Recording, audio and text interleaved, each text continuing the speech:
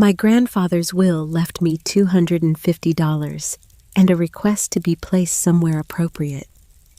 That was it. That was all I was worth to the people sitting around that kitchen table, $250, and the word appropriate like I was a piece of furniture that needed to find the right room. I was 17 years old. I had spent 4 years waking up before sunrise on that farm. 4 years of frozen mornings and busted fence lines and learning to read soil the way other girls my age were learning to read sheet music. 4 years of being the one who stayed when everyone else had somewhere better to be. And Walt Sutton, the only man who ever looked at me like I was exactly where I was supposed to be, had left me $250. That's what I knew sitting in that kitchen in February of 2005.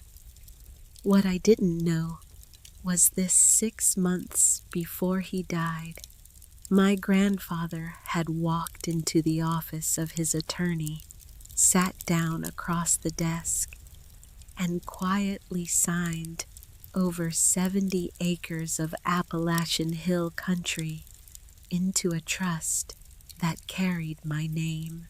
What I didn't know was that beneath that land, beneath the bottomland and the creek and the woodlot and the pasture, where I'd mended fence in the rain, there was a coal seam that 3 energy companies were already circling.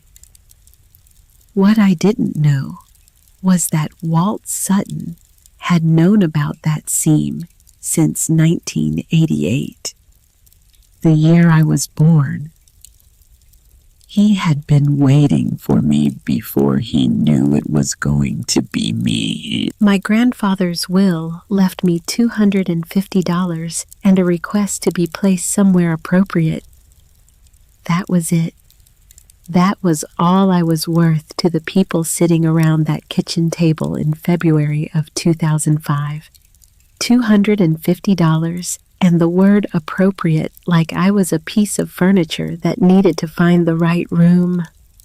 Like 17 years of existing could be settled with a number that wouldn't cover a month's rent anywhere in Martin County, Kentucky. I want to tell you something before I tell you everything else. I want to tell you that I am not a person who believes in fairy tales.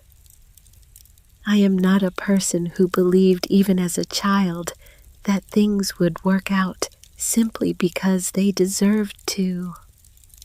The land I grew up on was hard land.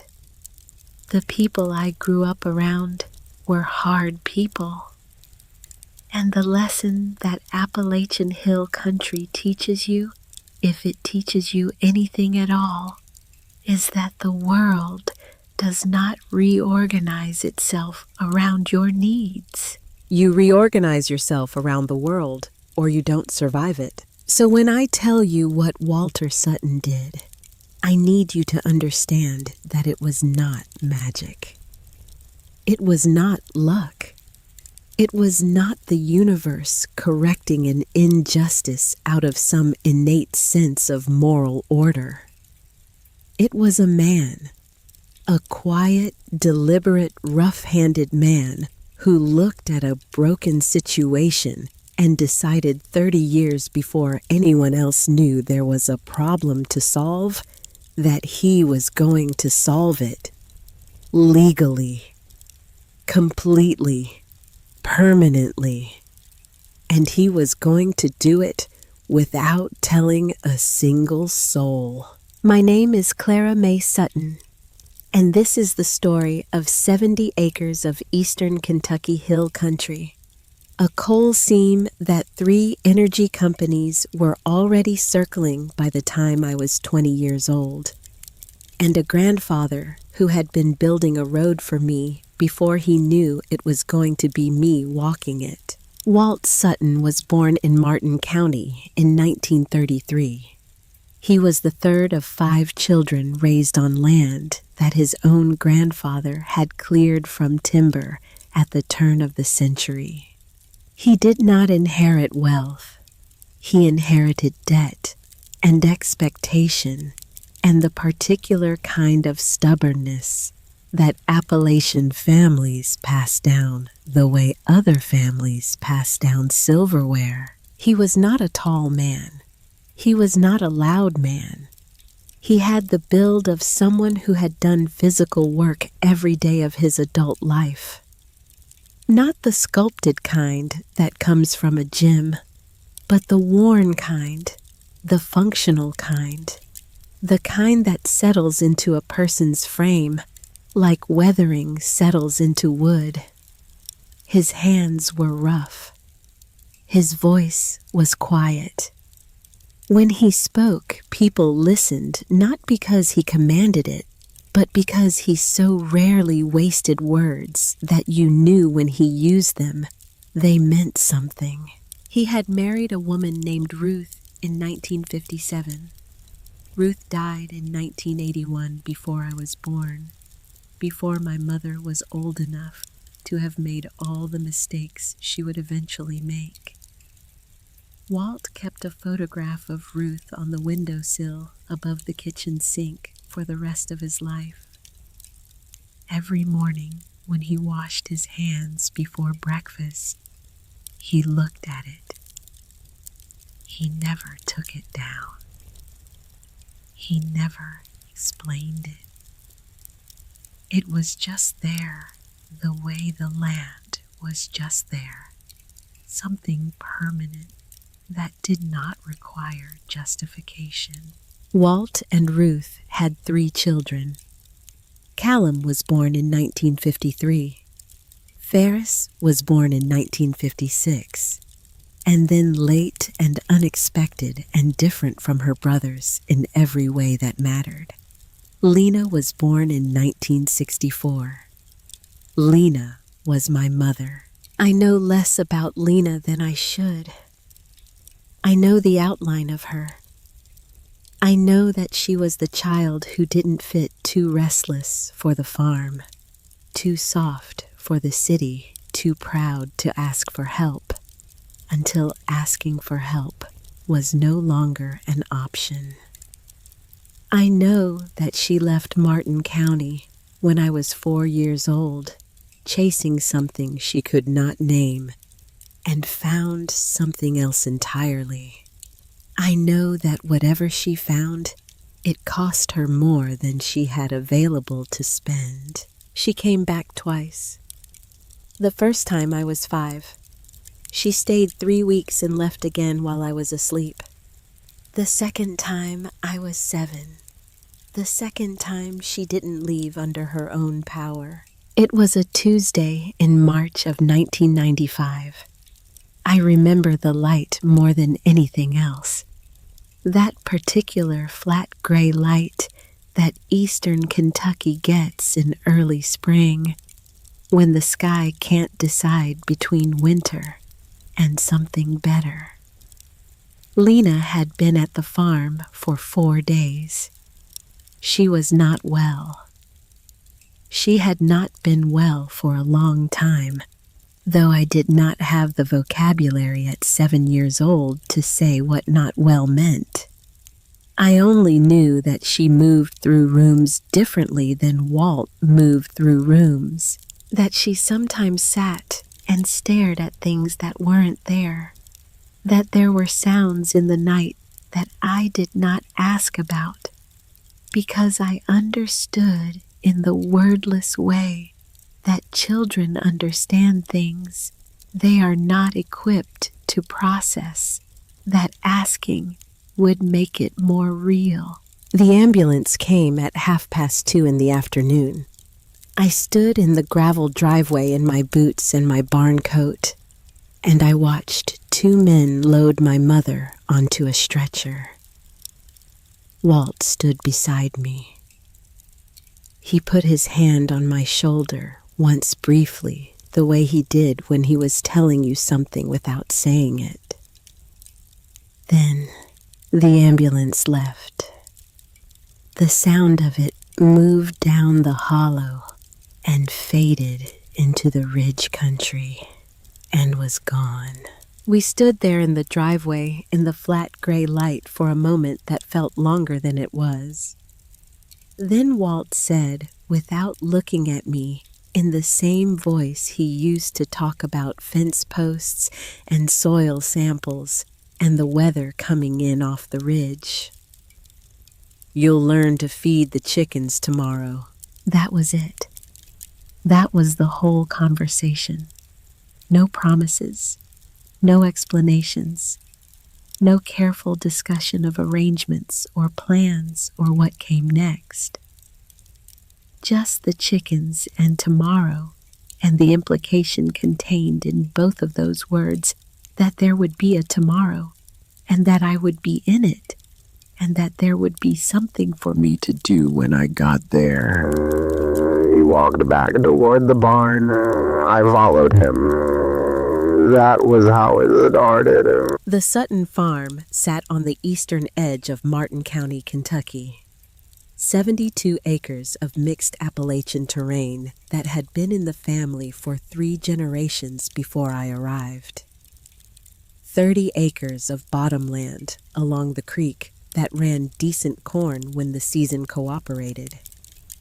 20 acres of pasture on the lower ridge where Walt kept a small cattle operation that was never going to make anyone rich, but covered its own costs and then some.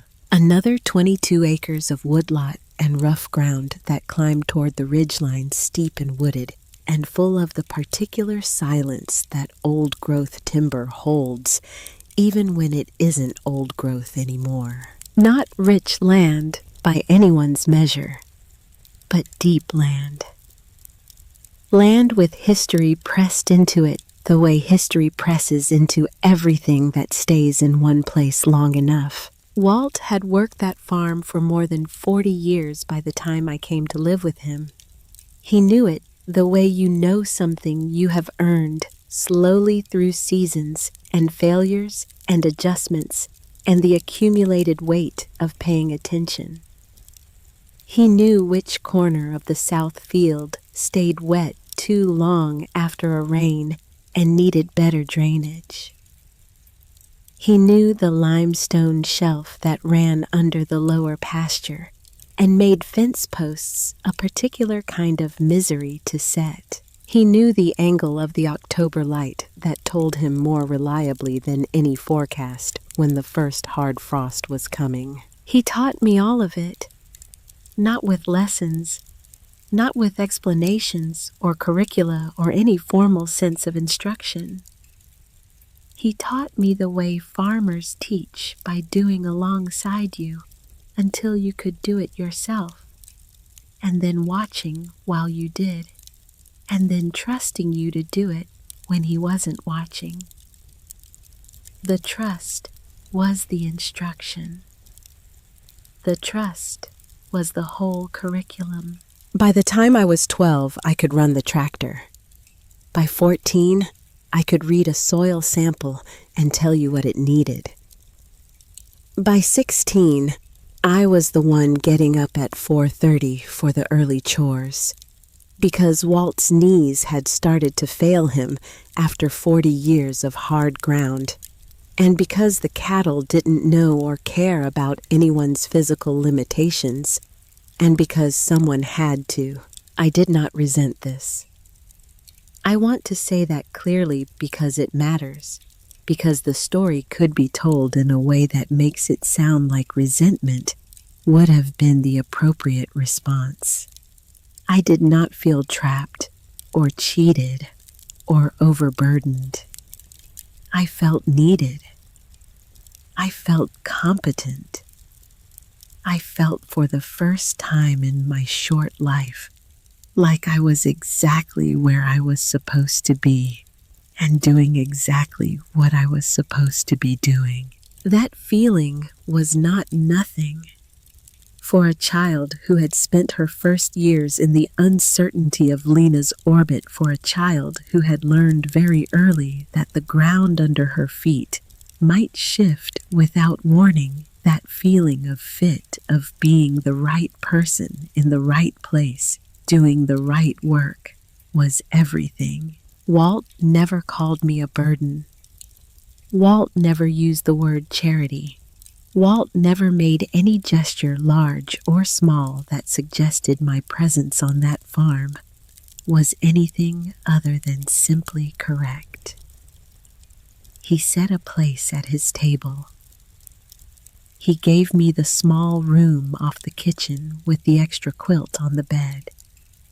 He woke me up and put me to work and treated the work I did as work that mattered, because it did matter, because the farm required it.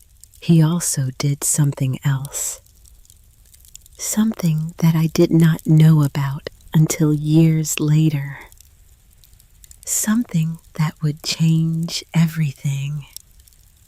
In the spring of 1995, the same spring, Lena left in an ambulance, and Walt looked at a 7-year-old girl standing in a gravel driveway and decided without apparent deliberation that she was staying. Walt walked into the office of his attorney. His name was Holt Cresswell. He had been handling Walt's legal affairs since 1973. He was the kind of attorney that small counties in rural America produce in particular abundance. Not flashy, not expensive by city standards, but meticulous in the way that people who understand the weight of documents tend to be meticulous. Walt trusted him completely, which was not a condition Walt extended lightly. Walt sat down across from Cresswell's desk and told him what he needed. He needed guardianship papers filed for a minor child. He needed it done correctly. He needed it done quietly. And he needed it done before anyone in his family had time to form an opinion about it. Cresswell asked the necessary questions. Walt answered them. He paid in cash from a personal account that he had kept separate from the farm's operating finances, for reasons that Cresswell did not ask about and Walt did not volunteer. By the end of April 1995, the paperwork was filed with Martin County Family Court. Clara Mae Sutton had a legal guardian. Callum did not know. Ferris did not know. No one at any holiday table. No one who drove up for Thanksgiving with opinions about the farm's future and no knowledge of its soil knew that the child Walt had taken in was not merely a family obligation absorbed through sentiment, but a legal dependent with documented standing. Walt did not tell them because Walt did not believe that people who had not earned information were entitled to it. Callum Sutton was Walt's oldest son. He lived in Lexington and ran a business that involved equipment leasing and a lot of phone calls and a new truck every 3 years. He was not a bad man. He was a practical man, which in certain situations amounts to the same problem. He came to the farm on Thanksgiving and sometimes in the summer. And when he came, he looked at the land the way a person looks at an asset they are waiting to liquidate, with a kind of patience, calculating attention that had nothing to do with love. Ferris Sutton was Walt's second son. He lived in Columbus, Ohio, and worked as a building contractor. He was quieter than Callum, harder to read. He had the quality of a man who had made his peace with his own limitations by not examining them too closely. Between them, Callum and Ferris had 5 children, all of whom had opinions about the farm, and none of whom had ever done a day's work on it. I was not in their eyes one of Walt's grandchildren. I was Lena's kid. Lena, who had embarrassed the family. Lena, who had made poor choices. Lena, who was gone now, and whatever came with her was someone else's problem to sort out. I was a complication, a soft obligation, something Walt had absorbed because Walt had a stubborn streak and a tender spot that his sons had never fully understood. At a Thanksgiving dinner when I was 14 years old, I was clearing dishes from the table when I heard Callum say to his wife in the kitchen doorway, in a voice that was not quite quiet enough, "Daddy always did collect broken things." I carried those words for a long time. I carried them the way you carry something that fits in your pocket, small enough to ignore most of the time, heavy enough to feel when you reach for something else. Walt never used those words. Walt never made me feel like something collected. He made me feel like the farm was mine. Not in the legal sense, not yet. Not in the way I would eventually understand, but in the sense that matters most.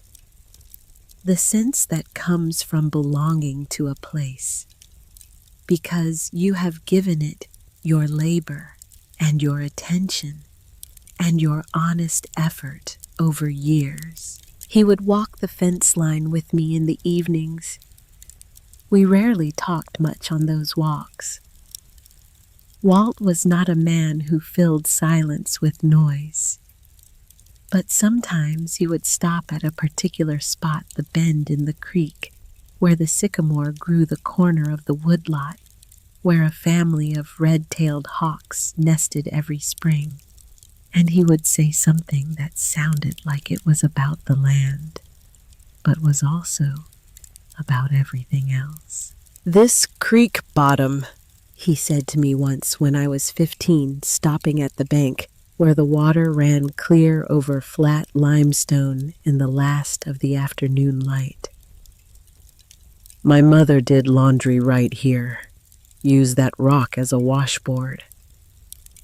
He pointed to a flat stone at the water's edge. "The land holds things, Clara. It holds them a lot longer than people do." I believed him then. I understand what he meant now in ways I couldn't have then. Here is what I did not know in those years of fence lines and soil samples and 4:30 mornings.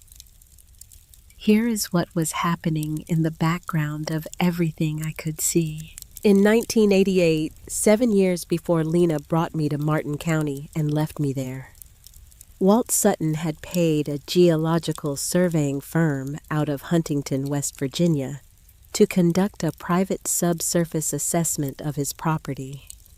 He paid in cash. He requested that the results be filed under the name of a limited liability company that he had established for that specific purpose. He did not discuss this with Callum. He did not discuss it with Ferris. He did not discuss it with Holt Cresswell, though Cresswell would eventually learn of it years later when the documentation surfaced. The assessment confirmed what Walt had suspected based on conversations with neighboring landowners and decades of looking at the ground beneath his feet, with the particular attention of a man who has studied his land the way other people study books. There was a coal seam running beneath the eastern portion of his property, deep but accessible, commercially significant under the right market conditions. Walt noted the results. He filed them in the limited liability company's records. He dissolved the company before the end of the year, leaving the documents in a chain of county records that existed in plain sight, but pointed to nothing obvious unless you were looking specifically for them. He did not sell the mineral rights. He did not lease them. He did not tell a single person on earth that they existed in a form he controlled. He paid the mineral rights tax assessment every year for the next 17 years. The payments were small mineral rights taxes on undeveloped rural land, are not significant figures, but they were consistent. And consistency over 17 years creates a paper trail that is very difficult to argue with. In 2002, something happened that Callum Sutton believed was a private conversation, but was not private at all, in a county where people know each other's business, the way they know each other's faces. Callum had made contact with a representative from an energy development company based in Lexington. The contact was exploratory. He was not authorized to negotiate anything related to Walt's land, and he knew it, which was why he had framed the conversation as hypothetical. He was asking in the careful language of a practical man who has learned to cover himself what the mineral potential of land in that particular section of Martin County might be worth to a company like theirs. Under the right circumstances, the company representative had given him a number. The number was not small. Walt learned about this conversation within 2 weeks. Martin County is not a large place. The man who told him was someone who had known Walt for 40 years and felt he had an obligation to say something. Walt sat with that information for the rest of 2002. He did not confront Callum. He did not change his behavior in any visible way. He got up in the mornings and did the work, and walked the fence line in the evenings and said nothing that indicated anything had changed. But in January of 2003, he called Holt Cresswell and made an appointment. And then he made another one, and another one. For the next 24 months, Walt Sutton drove into town and sat across from Holt Cresswell's desk once every 4 weeks. He paid cash every time. He was never late. He never missed an appointment. What he built in those 24 appointments was this: a trust established in Clara Mae Sutton's name, a deed transfer executed in the fall of 2004, conveying 70 of the farm's 72 acres into that trust. The 2 acres surrounding the farmhouse, along with the house itself, were retained in Walt's personal estate, not because he wanted Callum and Ferris to have them, but because leaving them something visible and tangible in the will reduced the likelihood that anyone would look further. It was the misdirection of a man who understood human nature well enough to know that people stop looking when they find what they expected to find. A mineral rights reservation filed with the Martin County Clerk in December of 2004, covering the entirety of the original 72-acre parcel. Recorded in the public record, available to anyone who searched for it, but not called to anyone's attention because Walt had specifically instructed that it not be. Every legal formality observed. Physician's statement confirming cognitive competency. Witness affidavits. Notarized documents. The paperwork of a man who was not leaving anything to chance and was not leaving anything to interpretation. Walt Sutton was not a man who trusted the world to be fair. He was a man who arranged things so that fairness was built into the structure load-bearing and permanent before anyone knew the building was going up. By the time he sat down in that kitchen in the fall of 2004 and told me in the gathering dark of an October evening, "Whatever happens after I'm gone, don't let them rush you," The land will wait. You wait too.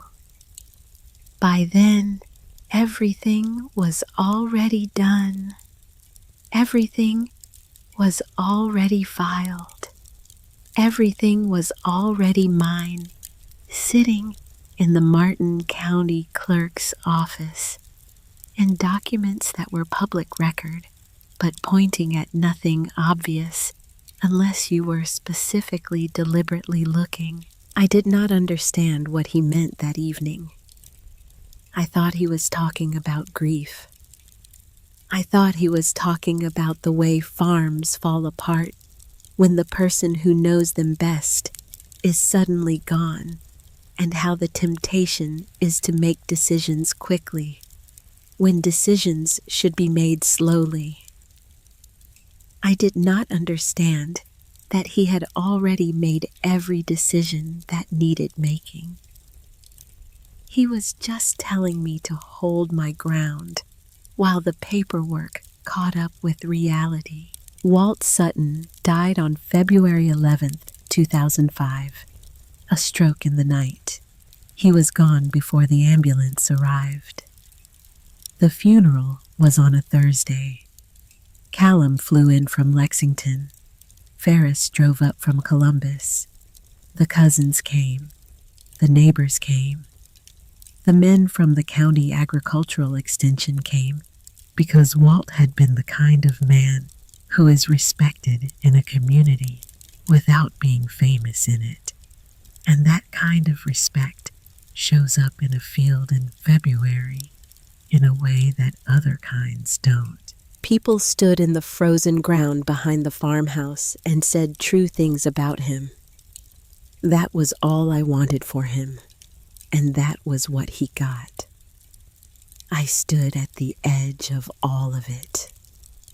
17 years old in borrowed black clothes that were slightly too big for me, understanding that everything had just changed in a way I could not yet measure. I was right about that. I just didn't understand the direction. The will was read 3 days after the funeral at the kitchen table, where I had eaten breakfast with Walt every morning for the better part of a decade. Holt Cresswell sat at the head of the table with a manila folder and the careful expression of a man who knows exactly how the next hour is going to go and has made his peace with it. Callum sat at one end. Ferris sat at the other. Their wives occupied the chairs along the sides. I sat near the stove, not because anyone assigned me a place, but because I had nowhere else to be. And the kitchen was warm, and I had learned from years of holiday dinners that the closer you stayed to the periphery, the less you had to participate in things that were not actually about you. I did not expect to be in the will. I want to say that plainly. Whatever I might have privately hoped I had no legal standing, that I knew of no surname that connected me to anything in that room, no claim that could be articulated in the language of property and inheritance. I was Lena's daughter. I was in Callum's vocabulary astray. Cresswell read the will in a measured professional voice. The house and surrounding 2 acres to Callum and Ferris in equal shares to be retained or sold at their mutual agreement. The cattle to Callum, who had already arranged their sale. The equipment, the tractor, the baler, the old grain wagon that had needed a new hydraulic line for 2 years to Ferris. $11,000 divided among the 5 cousins as educational gifts. Cresswell paused. He looked down at the document. Then he continued. To the minor child currently residing on the property, I leave the sum of $250 and the request that my son see to her appropriate placement. The room was quiet. Callum's wife said something that I have chosen not to remember. Ferris looked at me across the table. He had Walt's jaw and none of Walt's patience. You understand how this works, don't you? There's nothing holding you here now. We'll contact county social services. Get it sorted properly. I looked at him. I thought about saying a number of things. I thought about the 4:30 mornings. I thought about the south field and the fence line and the limestone shelf under the pasture and the way the October light moved across the ridge. I thought about 10 years of showing up every day without being asked twice, without making it a negotiation, without needing it acknowledged or celebrated or noticed. I thought about all of it. Then I looked at the kitchen table. The same table, the same chairs, the same window above the sink where the photograph of Ruth still stood. Something closed inside me. Not dramatically, not with noise, just a door swinging shut on its hinges. I understand, I said, and I did. I understood exactly what I had been told I was worth. I understood what appropriate placement meant in the vocabulary of people who had never once gotten up at 4:30 in the morning because the cattle needed feeding and the person whose knees had given out was counting on you. What I did not understand was what was already recorded at the Martin County Clerk's office. What I did not understand was what Walt had spent 24 months building one careful appointment at a time in the quiet of Holt Cresswell's office on the second floor of a building on Main Street that had been there since before either of them was born. What I did not understand was that Walter Sutton had looked at the world as it was and had arranged things so that the world as it would be was already written down and filed and waiting for me to be old enough to find it. I packed my things into a garbage bag, school records in a folder, the photograph of Walt and me at the creek taken by a neighbor when I was 12, which I folded carefully and put in the inside pocket of my coat. Martin County Children's Home smelled like industrial cleaner and cafeteria food, and the particular quiet of a place that processes people without being able to hold them. I arrived there in February of 2005 with nothing that couldn't fit in a garbage bag. Outside the window of the room they assigned me, the February sky was the same flat gray it had been the day the ambulance came for Lena. The same indifferent light, the same ridge line in the distance running east toward land that I had worked and loved and lost, or so I believed. I was wrong about the lost part. I just didn't know it yet.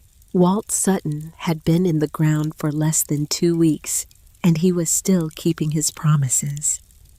He had always been a man who got up before sunrise because the work was the work, and it needed doing.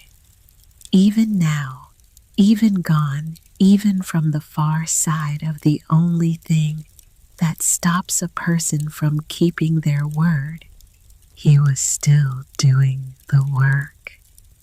The land was holding what he had put into it, patient as limestone, patient as the coal seam running dark and deep and undisturbed beneath the eastern ridge, patient as the old man who had known it was there since the year I was born and had spent the rest of his life making sure that when the time came, there would be no question, no ambiguity, no argument that could hold water in a court of law about whose it was.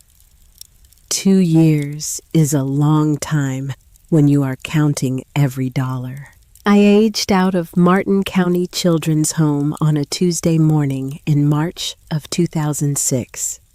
A caseworker named Brenda sat across from me at a discharge table and told me in the kind, practiced voice of someone who has said the same true things to too many people that there were resources available, that the transition was difficult, that I should reach out if I needed help. She gave me a manila envelope with $60 in it and a printed list of phone numbers for shelters and workforce programs and food assistance. She shook my hand. She meant well. I could see that she meant well, and I held on to that because it was the only warmth in the room. I walked out into a March morning that was cold and bright and completely indifferent to what I needed from it. I had a plan, not a grand one, not the kind of plan that requires vision or courage or any particular belief that things will work out. Just the next 3 steps, which is all a plan needs to be when you are 18 years old, with $60 and a garbage bag of clothes and no one on earth who is expecting you anywhere. Step 1, find work. Step 2, find a room. Step 3, survive until the next thing became clear. For 2 years, that was the entirety of my ambition, and I do not say that with shame. Survival. When survival is genuinely what is required, is not a small thing. It is the foundation that everything else gets built on, and you cannot skip it no matter how much you want to. I found work at a grain elevator in Martin County first. Heavy work, dirty work, the kind of work that leaves your hands raw and your shoulders aching in a way that is actually easier to sleep through than you might expect. I was good at it. I had been doing physical labor since I was 8 years old, and there is a particular advantage to having a body that already knows how to work. It does not complain about working. I rented a room above a feed store from a man named Dorsey, who charged $300 a month and asked no questions, which suited me exactly. The room had a single window that looked out over the back lot where the delivery trucks turned around, and a radiator that made sounds in the night like something alive and unhappy. I did not mind any of it. It was mine. The door locked from the inside. That was enough. I moved 4 times in 2 years. The grain elevator job ended when the company contracted out to a larger operation. The hardware store in Pikeville lasted 8 months before I moved on to a diner in Inez that paid better and fed me 1 meal per shift, which was a more significant benefit than it sounds when you are calculating every expenditure against a number that does not have much margin in it. I saved money, not much. Enough to know I was moving in a direction even when the direction didn't have a name. I did not go back to the Sutton farm. I made that decision deliberately and held to it the way you hold to a decision that you know is right, but that costs you something every time you honor it. Going back would have meant standing on the outside of something that had been mine, and I was not ready to feel that from the inside of my own chest, more than I was already feeling it. I heard things the way you hear things in small counties, where the connections between people run deep and sideways and not always in the directions you'd expect. I heard that Callum and Ferris had listed the house and the 2 acres. I heard it sat on the market for several months. I heard it sold in late 2007 to a couple from Louisville who wanted a weekend property, who liked the idea of Appalachian Hill country, without necessarily wanting the full weight of what Appalachian Hill country actually requires from you. I heard the fields were going fallow. I heard the cattle were long gone. I heard that the man who had bought the cutting rights to the hay ground had let them lapse because no one was maintaining the equipment access. I told myself that land is just land. I told myself that what matters is the life you build, not the ground you stand on. I told myself these things with the particular determination of someone who knows they are not entirely true, but needs them to be functional for the time being. The letter came on a Wednesday in October of 2008. It came to the apartment I was sharing with two other women who worked at the county hospital. Both of them were kind. Both of them kept the kitchen clean and minded their own business, which were the two qualities I valued most in a person I was required to share walls with.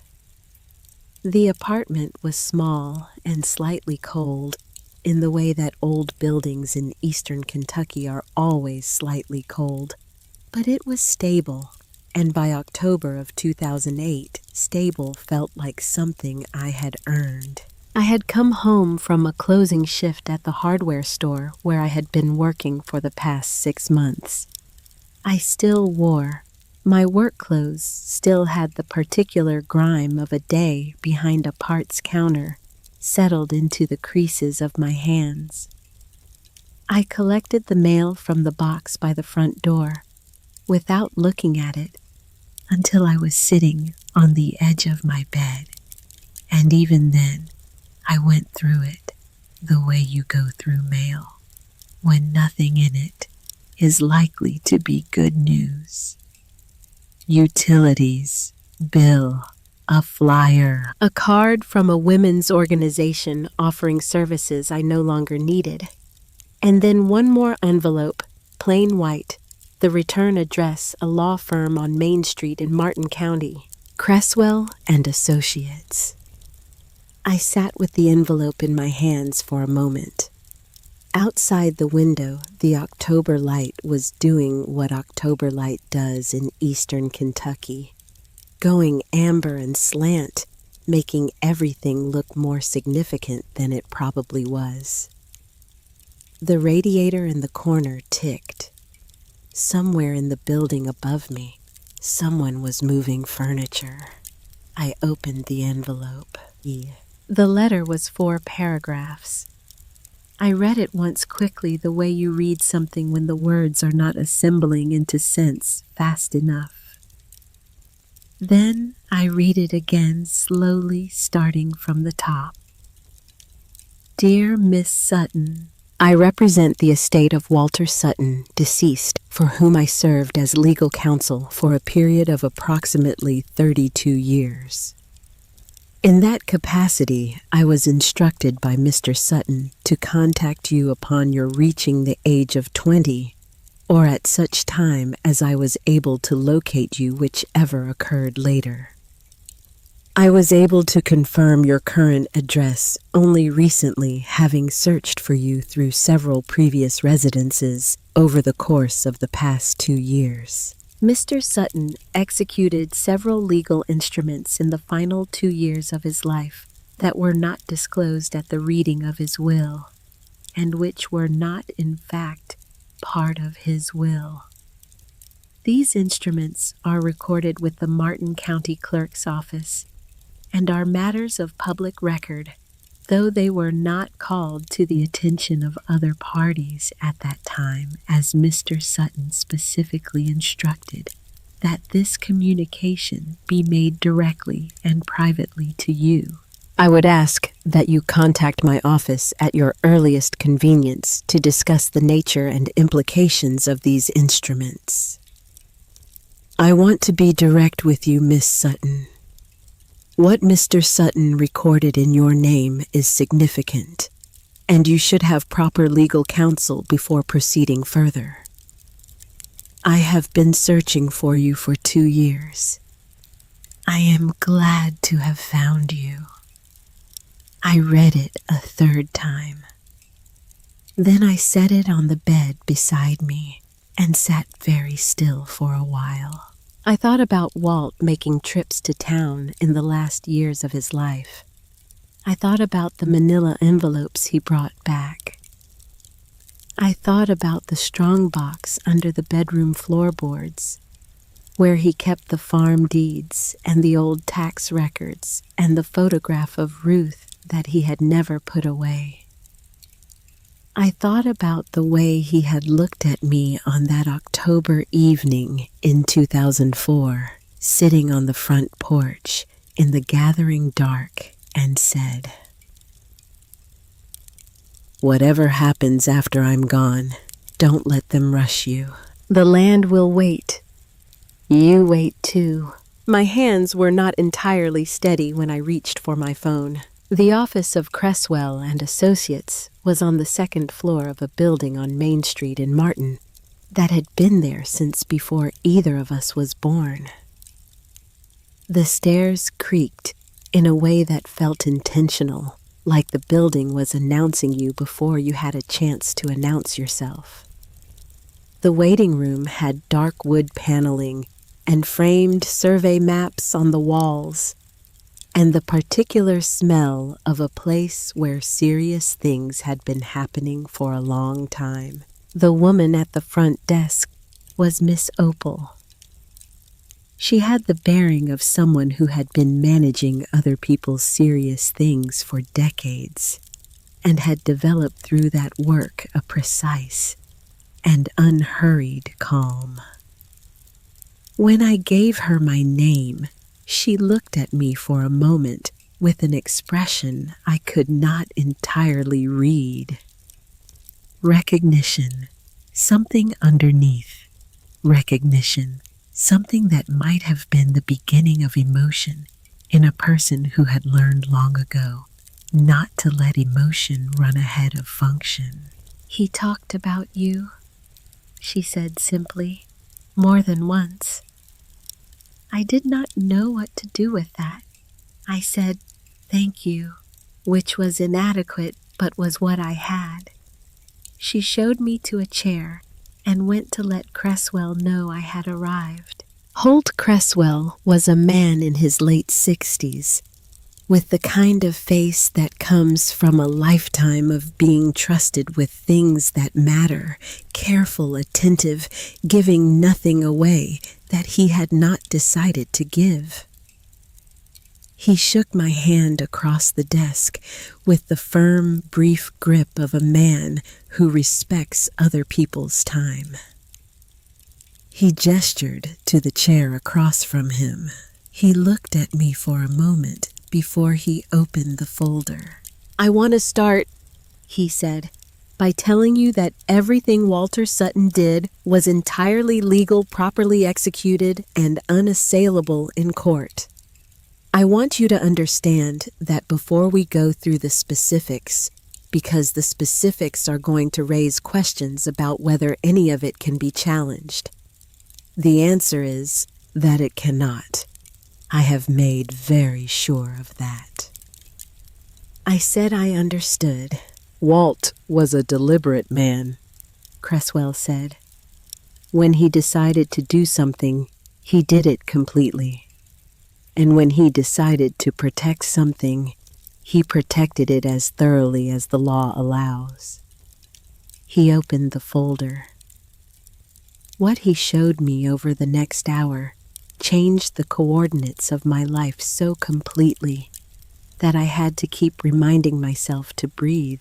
In the fall of 2004, Walter Sutton had executed a deed transfer for 70 of the farm's 72 acres.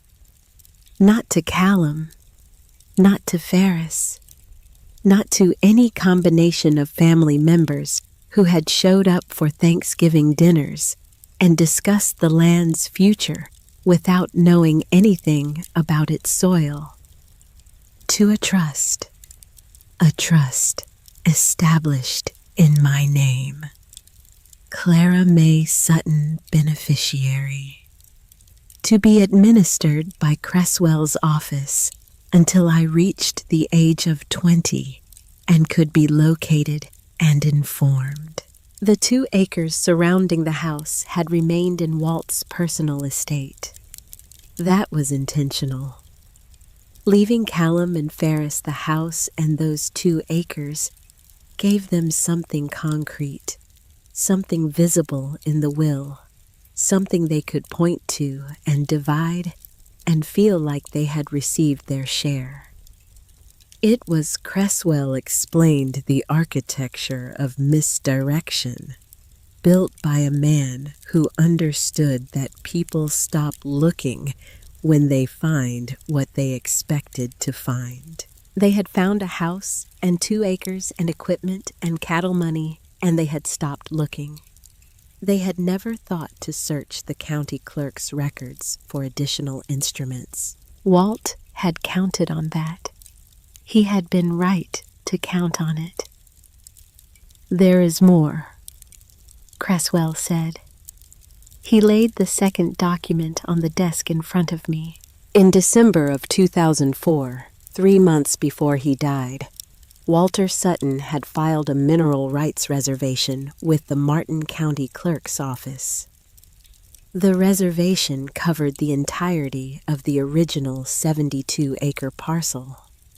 All of it, including the 2 acres he had left to Callum and Ferris, including, crucially, any acreage that might subsequently change hands. I looked at the document, including the part that was sold to the people from Louisville. "Yes," Cresswell said. "They bought surface rights without the minerals." "They did?" That fact should have appeared in their title search at closing. It did not, which is a significant problem for the company that conducted that title search. But it is not your problem. The reservation was filed. It is in the public record. It was recorded before the property transferred. The failure to identify it during the Louisville transaction is not an error in the original filing. I sat with that for a moment. "What is beneath the property?" Cresswell folded his hands on the desk. "A coal seam, running primarily beneath the eastern portion of the original parcel. I have had a preliminary assessment conducted by a firm out of Lexington over the past several months in anticipation of this meeting." He drew a third document from the folder. "Mineral rights on undeveloped land of this type in this location, given current market conditions and the exploration activity in this part of the county, are conservatively valued at somewhere between $420,000 and $580,000. The room was very quiet. "The surface acreage," he continued, "adds an additional $130,000 to $155,000 based on current comparable sales in Martin County." I looked at the assessment. I looked at the numbers. I looked at the deed with my name on it. "He knew about the coal seam," I said. It was not a question. Something in the way Cresswell had laid the documents out in the order he had chosen told me that this was not the last piece of information in the folder. Cresswell reached for a fourth document. "This is something that came to light during my preliminary research, and that I think you need to see." It was a record from the Martin County Land Archive. A geological survey report dated 1988 filed under the name of a limited liability company that Cresswell's research had traced to a registered agent, the same registered agent that Walter Sutton had used for 2 other minor business arrangements in the 1980s. The LLC had been formed in the first quarter of 1988 and dissolved before the end of that same year. He commissioned a private subsurface assessment in 1988, Cresswell said. He paid in cash. He filed the results under a shell company and then dissolved the company. He did not tell me about this survey until the last year of his life. He had been sitting on the results for 17 years. He paused. And he had been paying the mineral rights tax assessment on this property every single year since the reservation was originally established as a separate line item in his farm accounting, in an amount small enough that no one would have looked at it twice. I thought about 17 years. I thought about the annual tax payments, small and steady and unexamined. I thought about a man getting up before sunrise every morning because the work was the work and it needed doing, and about how some of the work was invisible and some of the invisible work was the most important kind. How did he know the seam would become significant? I asked. He didn't know with certainty, Cresswell said, but he understood the geology well enough to believe it was likely given enough time, and Walt Sutton was a patient man. He looked at me steadily. He was also, I can tell you from 32 years of working with him, a man who paid very close attention to what was happening around him. In 2002, he became aware that your Uncle Callum had made contact with an energy development company asking about mineral potential in this section of the county. I had not known that. I felt something shift in my understanding of the timeline, not of Walt's character, which I had never doubted, but of the sequence that had set everything in motion. That was when he started coming in every month, I said. Beginning in January of 2003, 24 appointments over 2 years. He never missed one. Cresswell closed the folder. He was not a man who did things halfway, Clara. When he decided you needed protection, he built protection that would last longer than either of you. I thought about Miss Opal's words in the waiting room. He talked about you more than once. I thought about a 7-year-old girl in a barn coat, standing in a gravel driveway, watching an ambulance take the last certain thing out of her life. And a man who watched the same thing and made a different kind of calculation than anyone else in his family would have made. He had not needed to keep me. He had not been required by law or obligation or blood to set that extra place at the table and hand me a list of morning chores. He had chosen to, and when he chose to, he chose completely. He looked at a broken situation and decided that the right response to it was not sympathy or charity or arrangements that could be unwound by someone else's decision at a later date.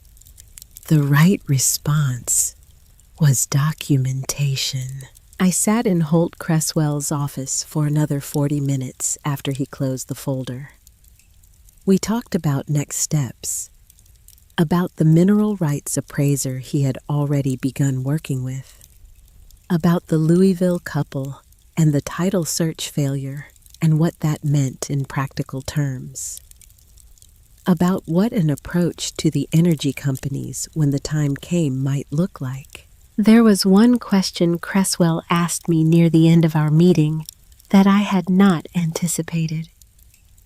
He asked it carefully, in the way of a man who respects the weight of what he is asking. You have options here, he said.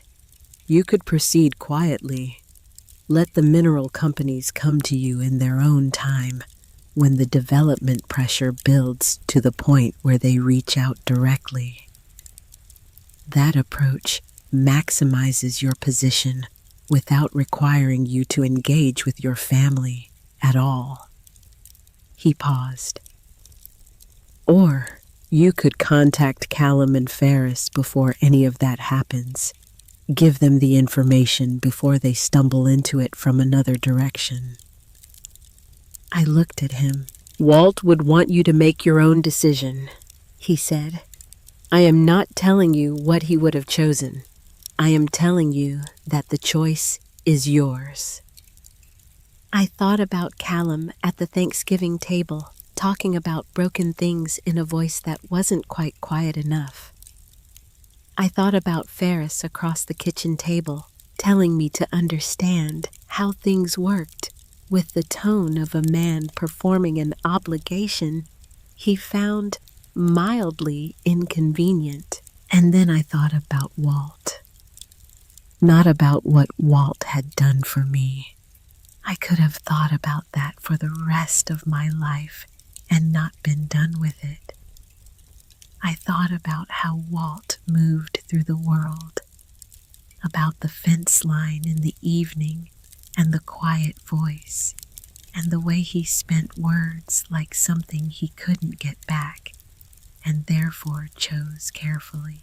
Walt would have called, not from weakness, not from any need to be seen or credited or thanked. He would have called because it was the right way to do things, and because doing things the right way was the only version of doing things that he recognized. I told Cresswell I would call them. I drove home in the October dusk, the amber light doing its work on the ridges, making the familiar landscape look like something being seen clearly for the first time. I went back to the apartment.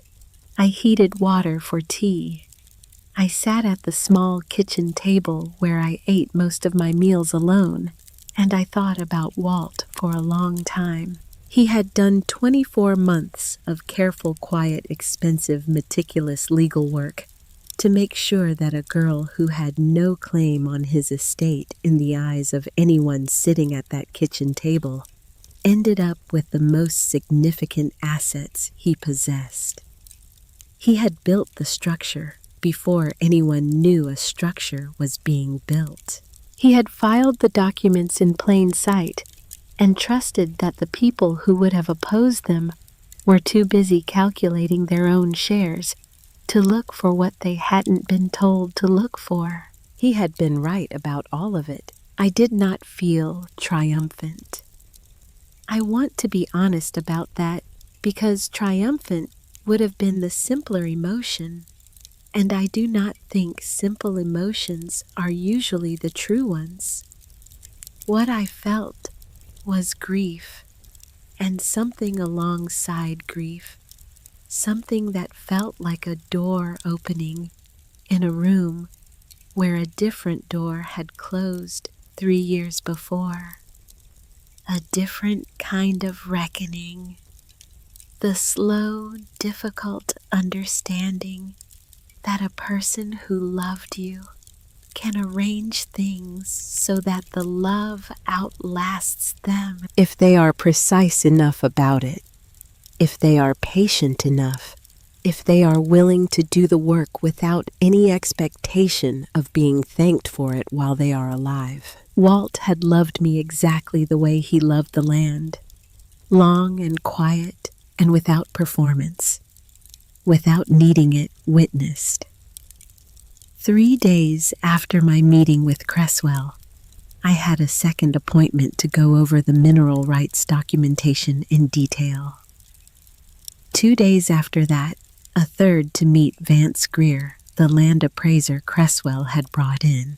Vance Greer was a compact, weathered man in his 50s who had spent 20 years assessing land in Martin and surrounding counties, and who spoke about the geology of eastern Kentucky with the quiet passion of a man who finds his subject genuinely absorbing. We drove the property on a cold November morning, all 70 acres of it, the bottomland, along the creek, the lower pasture where the grass was winter brown, and the old fence line still stood where I had helped rebuild it in the summer I was 16. The woodlot with its particular silence, the upper ridge where the limestone broke through the soil in long, flat shelves. I had not been back to this land since 2005. I had thought I was prepared for it. I was not entirely prepared for it. The creek was the same. The sycamore at the bend was the same, maybe larger, its white bark going silver in the November light. The limestone shelf under the lower pasture was the same. I could see it in the way the ground sat in the particular drainage pattern of the slope. The hawks were not nesting yet, but the nest was still there in the tall oak at the woodlot's edge, dark against the gray sky. I walked the land, and I felt it the way you feel something that has been part of you for long enough that its absence has been a kind of wound. Vance Greer walked it with me and told me what was beneath it. The coal seam ran primarily under the eastern section, angling downward from the ridge into the bottomland at a depth that was commercially significant under current extraction technology. 3 energy companies had already approached the county about right-of-way agreements for access roads in the surrounding area. The activity was not accidental. The geology of this section of Martin County had been attracting attention for 2 years, and the attention was building.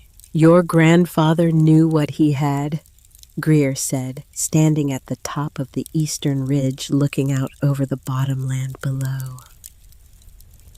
"The seam signature here is consistent with what his 1988 survey would have identified. He knew it was there. He knew it would matter eventually. He just needed to make sure it was yours when it did. He paid the mineral rights taxes for 17 years, I said. Greer nodded. Small payments, consistent payments. That's a paper trail that is very hard to argue with. He looked at me. Smart man. The smartest I ever knew, I said. We stood there for a moment in the November cold, looking at the land that Walt had spent 30 years protecting for someone he loved before he knew exactly which someone it would be. Then I went home and I called Callum. He answered on the 3rd ring. His voice had the slightly distracted quality of a man managing several things at once, which was how Callum always sounded, as though the call you were making was the 4th most important thing currently competing for his attention. Callum, I said, this is Clara Sutton, Lena's daughter. I need to talk to you about the farm.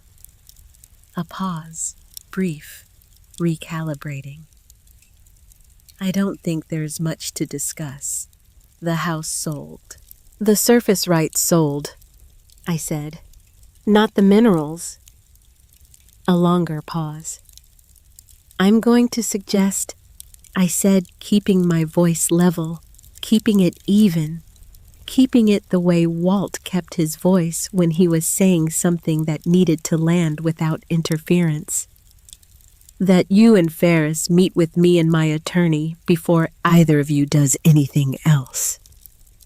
What I have to show you is going to be easier to deal with calmly in a room than it will be if it comes to you some other way. Callum's voice was careful when he answered. Careful in the way of a man who has just realized he may be standing on ground he did not map. What exactly are you saying? I'm saying that Walt spent 30 years making sure this land would take care of me, and that he did it properly and legally and completely, and that there is nothing about it that can be undone. I kept my voice steady. I'm not calling to fight with you. I'm calling because you're his sons, and because he would have wanted this handled with some dignity. So I'm giving you the chance to do that. There was a silence on the line. Outside my window, the November dark was coming in fast, the way it does in the hills when daylight has no flat ground to run across and just drops straight down behind the ridge. "Send the paperwork," Callum said finally. "My attorney will be in touch," I said. I set the phone down. I sat in the small kitchen for a long time after that, not moving, not thinking about anything in particular, just sitting with the weight of what had been set in motion and what was still to come. The paperwork existed. The documents were filed. The deed was recorded. The mineral rights reservation was a matter of public record in the Martin County Clerk's office, where it had been sitting untouched and unnoticed for 4 years. Patient as limestone, patient as coal, patient as an old man who had understood something about the way the world works and had arranged things accordingly. Walt Sutton had done his part. Now I had to do mine. The meeting was set for a Saturday in December of 2008. Holt Cresswell's conference room was on the same floor as his main office, separated from it by a narrow hallway and a door with a frosted glass panel that let in light without letting in much else. The room held a long oak table that had been there longer than anyone currently using it, 6 chairs on each side, and 2 windows that looked out over Main Street. In Martin, Kentucky, where the December cold had emptied the sidewalks of everyone who did not have specific business requiring them to be outside. I arrived 20 minutes early. I had learned from Walt that arriving early to important things was not about punctuality. It was about giving yourself time to settle into a space before other people filled it with their own energy and agendas. You needed to know a room before it became a contested place. I sat at the middle of one side of the table, not at the head, not at the foot. The middle was where the documents would be visible to everyone, and the documents were the whole point of the morning. Cresswell came in and set his folders in order without speaking much. Miss Opal brought coffee and set it on the credenza along the wall. Then she left and closed the door quietly behind her, the way a person closes a door when they understand that what is about to happen in the room behind it is not their business to witness. Callum and Ferris arrived together. They had driven up from Lexington the night before, stayed at the same motel, which told me they had been coordinating that whatever they had discussed on the phone after I called Callum had produced a unified position, or at least the appearance of one. They came in wearing their good clothes, the kind of clothes people wear when they want to signal seriousness without signaling anything else. Their wives came with them, which I had not expected, but which did not change anything. Their attorney arrived 2 minutes after they did. His name was Patterson, and he came from a firm in Lexington that had a real estate practice, which told me Callum had been thorough in his preparation. Patterson was younger than I expected, mid-40s, confident in the specific way of someone who has won enough arguments to believe winning is the default condition. He came in and shook hands with Cresswell with the collegial formality of two attorneys who have never met but immediately understand each other's position in the room. The attorney for the Louisville couple arrived last. His name was Whitfield, and he came in with the energy of a man who was not entirely sure why he had been asked to be present, but had been advised by cautious instincts to show up anyway. He took a seat at the far end of the table and set a legal pad in front of him and said nothing. I had insisted Whitfield be included. Cresswell had agreed that it was the right call. The Louisville couple had purchased a property with an undisclosed mineral rights reservation. That was not their fault, and it was not mine, but it was a reality of their situation that they needed to understand from a professional rather than from rumor or from a letter that arrived without context. When everyone was seated, Cresswell opened his first folder. He did not make a speech. He did not set up the narrative or provide context or explain what was about to happen. He simply laid the first document on the table face up and identified it in the measured voice of a man who has spent decades understanding that documents speak more effectively than the people presenting them. Deed transfer. Clara May Sutton, beneficiary. 70 acres, Martin County. Executed, October 2004. Notarized. Witnessed recorded with the Martin County Clerk. November 2004. Patterson leaned forward. He looked at the document for a long moment. Then he looked at Cresswell. This was executed before the decedent's death. 14 months before, Cresswell said, and it was not disclosed at the reading of the will.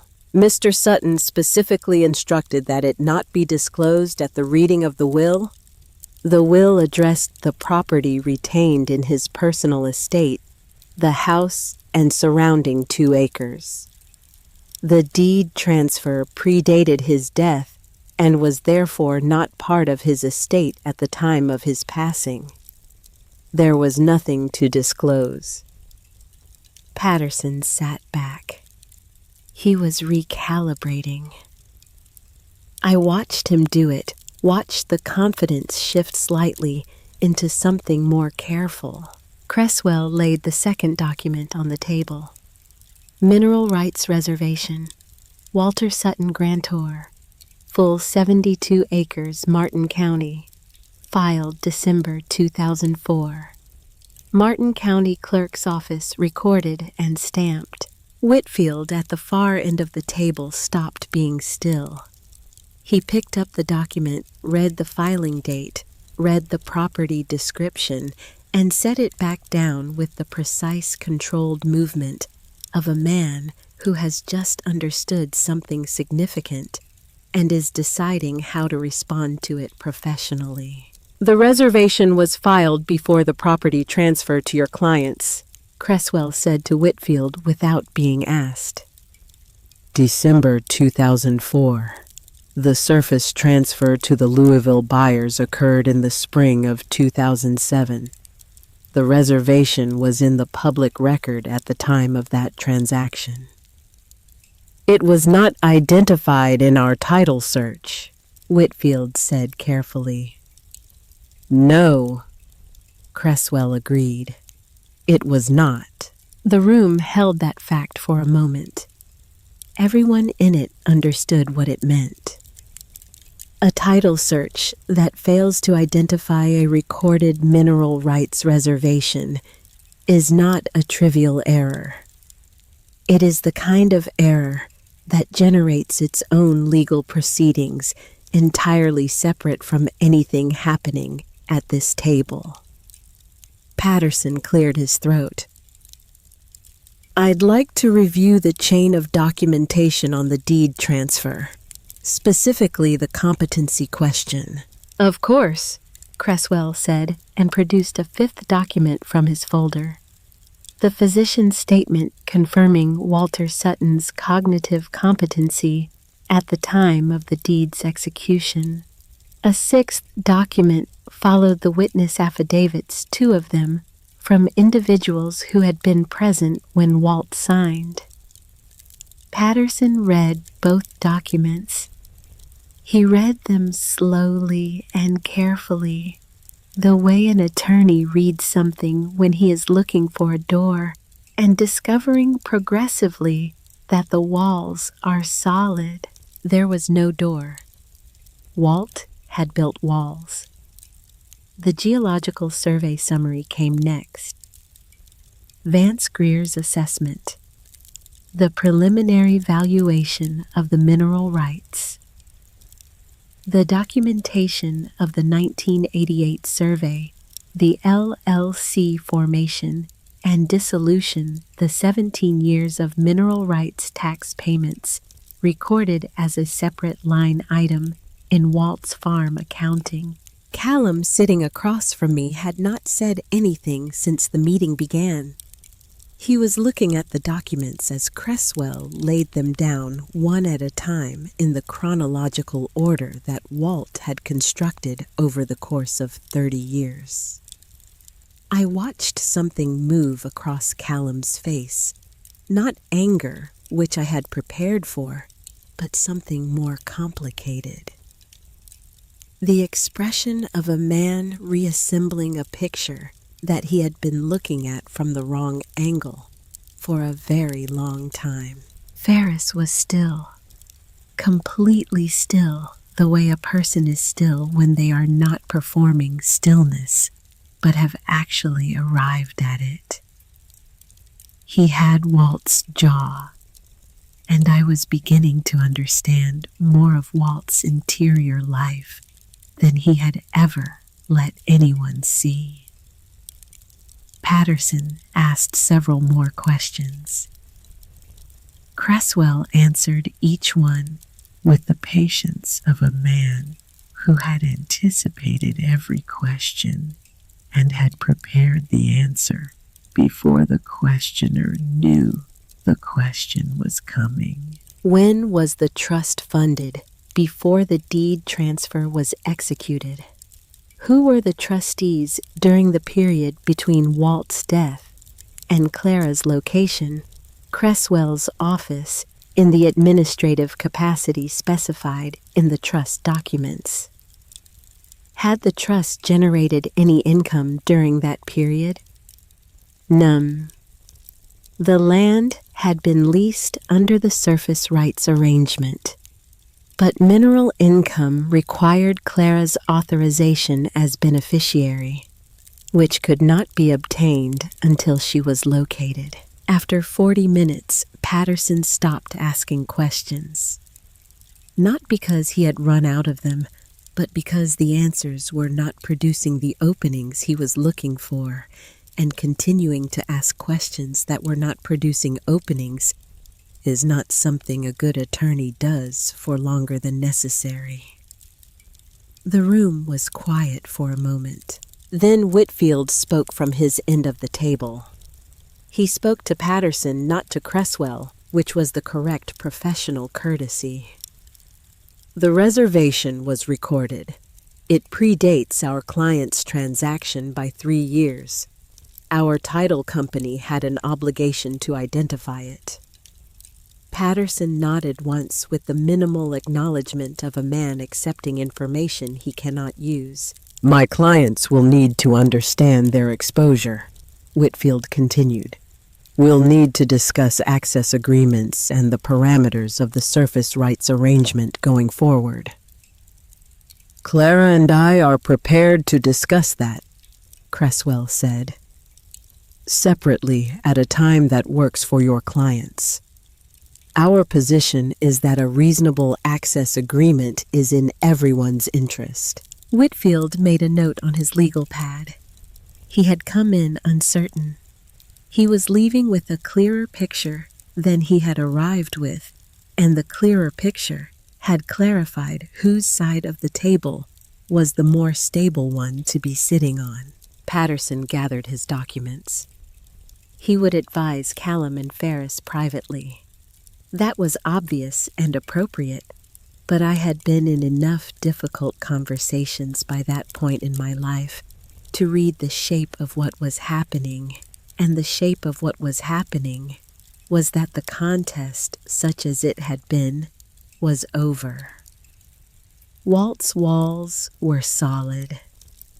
In the moment before the conversation officially ended, before anyone stood or reached for coats, Ferris looked up from the table. He did not look at Patterson. He did not look at Cresswell. He looked at me across the oak table in the December conference room, and when he spoke, his voice had changed from the voice he had used at the kitchen table in 2005. It was quieter. It was carrying something. "He never told us," Ferris said. "It was not an accusation. It was a statement of fact that he was holding up to the light, examining it." "No," I said. "He didn't." "He could have. He could have just told us what he was doing, explained it." Ferris paused.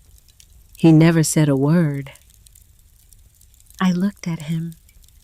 "He could have." I agreed. Ferris was quiet for a moment. Outside, a truck moved slowly down Main Street, the sound of it coming through the old building's walls and then fading. When Ferris spoke again, his voice had gone to a different place entirely, somewhere below the practical register, somewhere that cost him something to get to. "We were never going to come back," he said. "Not really. Callum and I both knew that. We left and we built our lives, and when we came back, it was obligation. It was never love." He stopped. He looked at the table. He knew that. He knew it for a long time. I did not say anything. "And you stayed," Ferris said. "Not an accusation, a recognition. The acknowledgement of a fact that had been true for years and had never until this moment been spoken aloud in a room where it counted." "I stayed," I said. Callum looked at me then. He had his father's eyes, which I had never let myself notice before, or had noticed and not permitted myself to hold. Gray and steady, and containing more than they gave away at first look. "You worked that land," he said. "For years." I said. "We didn't." He was not making excuses. He was not asking for absolution. He was stating a fact and letting it occupy the space it deserved in the December light of that conference room, without trying to make it smaller than it was. "No," I said, "you didn't." The meeting ended a few minutes later. Patterson told Callum and Ferris quietly as they were gathering their things that contesting the documents would be expensive and almost certainly unsuccessful. I did not hear this directly. Cresswell told me afterward, and I took it as information rather than satisfaction, which felt like the right way to receive it. Callum and Ferris did not contest the documents. Before they left the building, I stopped them in the narrow hallway outside the conference room. Not because I had planned to. Because there was one more thing that needed saying, and the hallway was where we were when I understood it needed to be said. "Walt is buried at the edge of the east woodlot," I said, "in the family cemetery. He's been there since February of 2005. and I have not been able to tend his grave without it feeling like I was trespassing on something. I looked at both of them. That's what I want from this. Not a fight, not years in court. I want to be able to walk to that cemetery on a Sunday morning without it being a legal question. Callum looked at the wall for a moment. Then he looked at me. "It won't be," he said.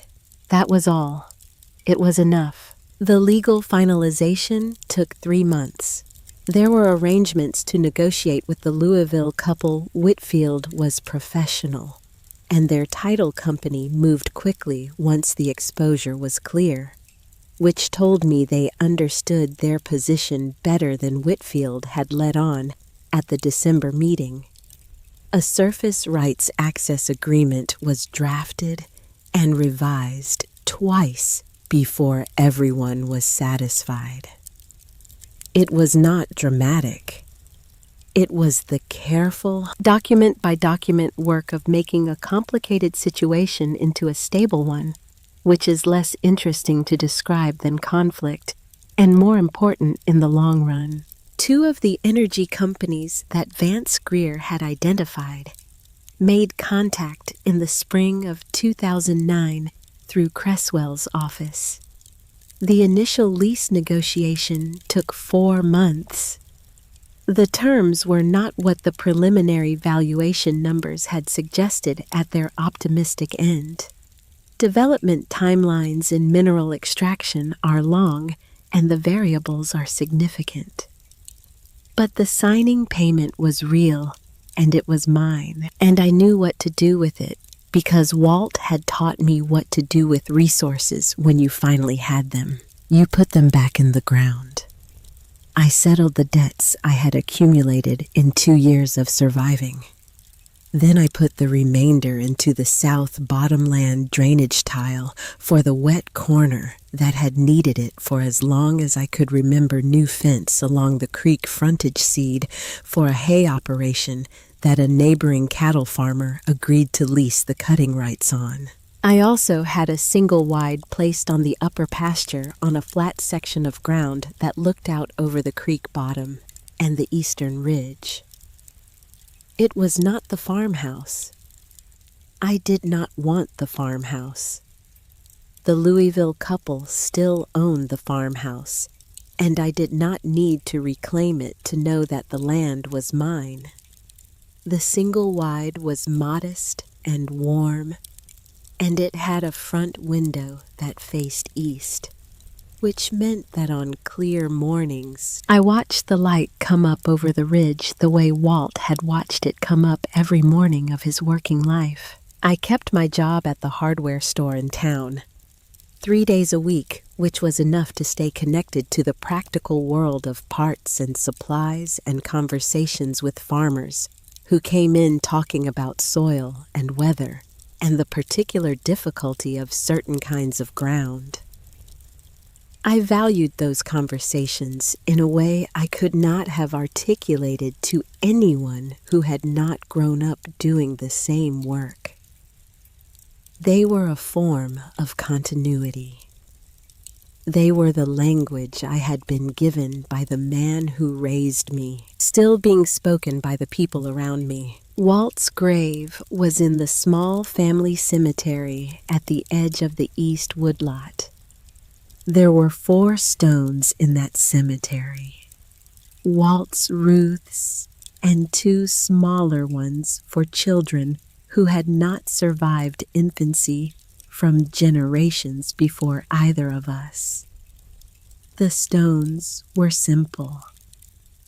The names and the years and nothing else, which was Walt's aesthetic applied to everything he owned. I went on Sunday mornings. I cleared leaves in the fall. I pulled the grass that grew over the stone's base in summer. In the spring, I planted wildflowers along the eastern edge of the cemetery, the kind that would come back year after year without needing to be replanted because I had learned from Walt that the best investments are the ones that maintain themselves. I talk to him sometimes. I know how that sounds, and I am not asking anyone to assign it a particular meaning. I simply talk to him the way you talk to someone whose voice is still so present in your mind that the distance between memory and conversation is sometimes very small. I told him about the lease negotiations. I told him about the hay yield from the first cutting. I told him about the February that came in too wet, and the July that went too dry, and the particular quality of the creek in October, going amber in the slant light, the same as it always had. I told him I understood now what he had been doing on those trips to town. I told him I understood the manila envelopes, and the strong box, and the 24 appointments over 24 months, and the 17 years of tax payments, and the 1988 survey, filed under a company name that dissolved before the year was out. I told him he was right. The land holds things. It holds them longer than people do. 2 weeks after the finalization was complete, Ferris called. It was a short call. He said he had been thinking about something and wanted to say it before it got harder to say. At the kitchen table, he said, when the will was read, I said something about the county home, about getting you sorted properly. I remember, I said. I said it like you were furniture, like you were a problem with a logistical solution. He stopped. The line was quiet for a moment. You were a kid. You were 17 years old, and you had just lost the only person who had looked after you, and I talked to you like you were an inconvenience. He stopped again. You were his, Ferris said. Whatever the paperwork said or didn't say, you were his, and I treated you like you weren't, and I've thought about that a lot in the past few months. It was not a long apology. It did not restore anything. It did not give back the years, or the morning at the kitchen table, or the garbage bag, or the $60 in the manila envelope from a caseworker who meant well and couldn't do more.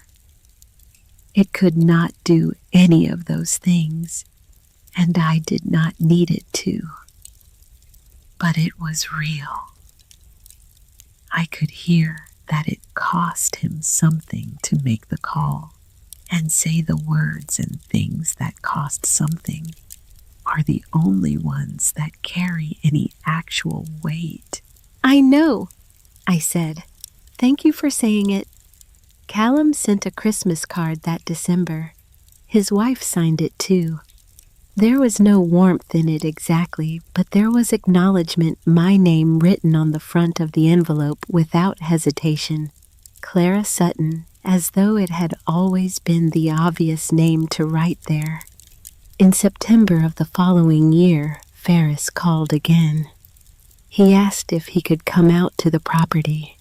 He said he wanted to see it. I said yes. He came on a Saturday morning. He drove up alone. We walked the property for an hour, the bottomland, the creek, the lower pasture, the woodlot. He did not say much. He looked at things carefully, the way a person looks at something they are trying to understand, rather than evaluate. There is a difference between those two kinds of looking, and he was doing the understanding kind. When we came to the cemetery at the edge of the woodlot, I stood back and gave him room. He stood at Walt's stone for a long time. The October light was doing its work on the leaves above him, going gold and particular. A hawk worked the thermals over the ridge in slow, patient circles. When Ferris was ready to leave, he turned and shook my hand. Not a polite handshake. A real one, the kind that comes from something settled rather than something performed. He knew what he was doing, Ferris said. He always did, I said. It was the third autumn after the finalization when I found the last piece. I had been doing research in the Martin County Land Records office on a Tuesday in October of 2011. I was there for practical reasons, checking right-of-way boundaries related to the mineral access agreement, verifying a survey line on the north fence that had come into question during a conversation with my neighboring hay farmer. The records office was staffed by two women who knew the filing system, the way people know systems they have worked with for decades, not by reference, but by memory, by the particular locations of specific things that other people could only find by searching. I had finished what I came for and was about to leave when one of the women mentioned in the casual way of someone passing along information they consider routine that there was a box of supplemental materials from the 1988 geological surveys in the county agricultural archive that had never been fully cross-referenced with the main land records index. She mentioned it because I had been asking questions about the 1988 survey period, and she thought it might contain relevant context.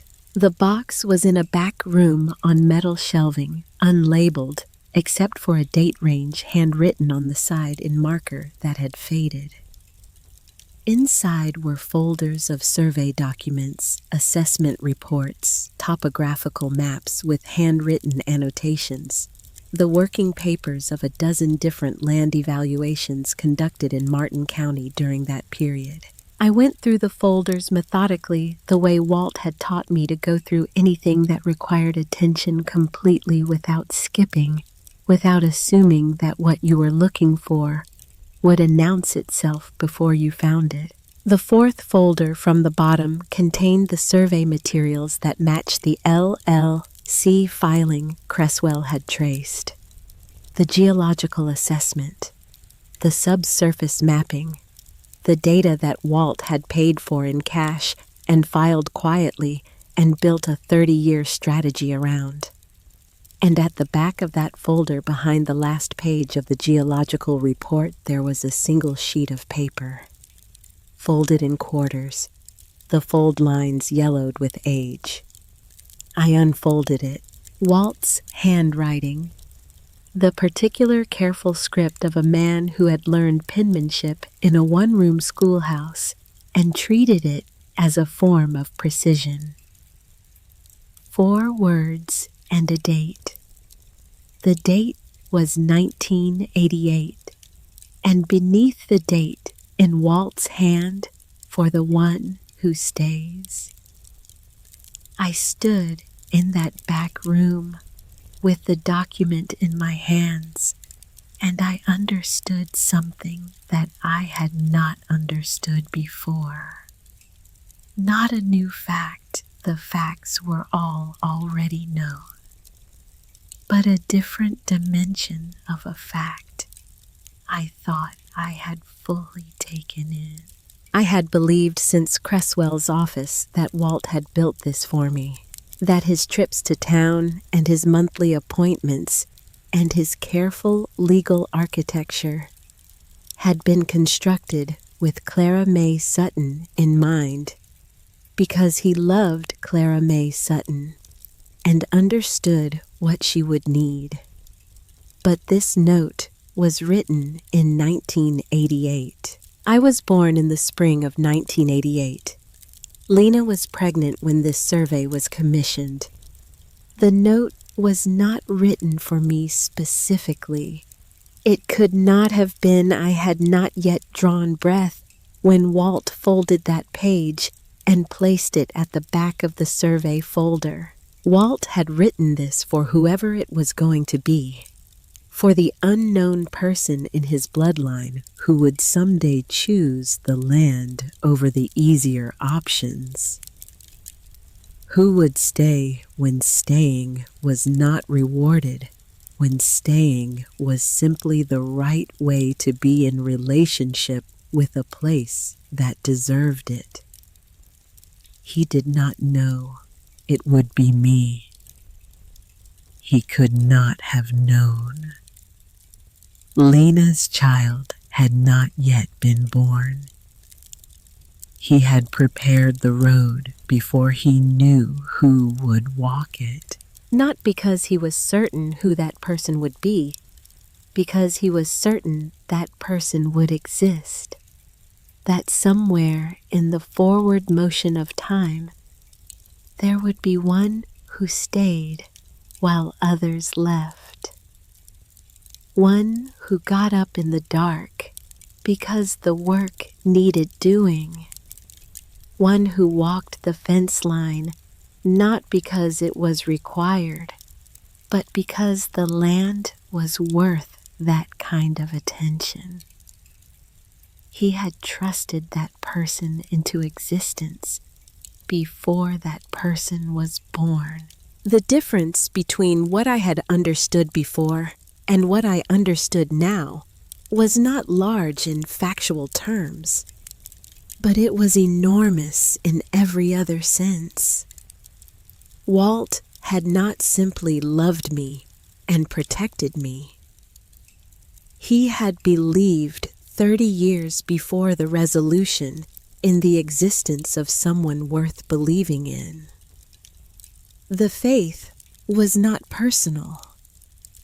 It was larger than personal. It was a statement about what kind of people exist in the world, made by a man who had looked at the world long enough to know that such people are real, even when they have not yet appeared. I stood in the records room for a long time.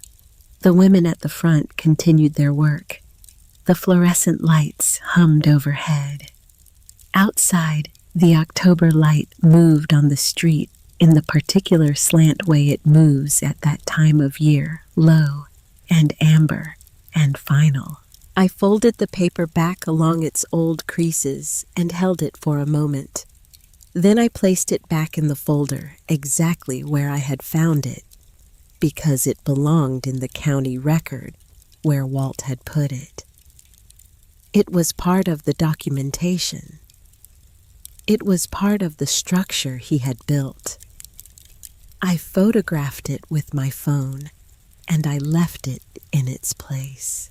I drove home in the October evening, back up into the hills, back along the road that curved with the creek, and then climbed toward the upper pasture, where my single wide sat looking east.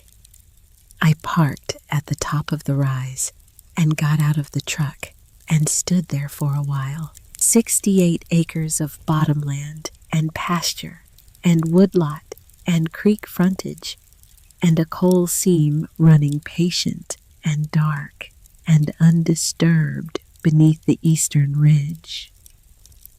The hay stubble from the last cutting lying flat and silver in the late light.